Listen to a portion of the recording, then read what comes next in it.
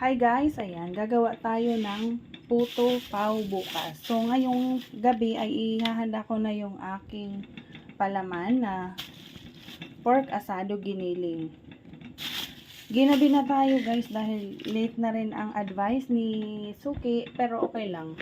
Ito yung tinatawag nating rush order. So mas maganda na i-prepare ang palaman natin sa gabi para hindi tayo nagagahol sa oras dahil ang order ni customer ay alas 8 ng umaga. So, ito yung mga sangkap. Magluluto ako pagkatapos kong makapagsaing.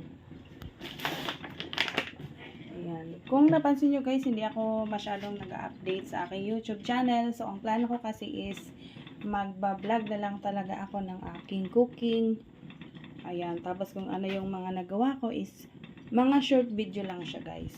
Salamat po pala sa mga nanonood kahit na wala akong masyadong tutorial sa aking pag-video.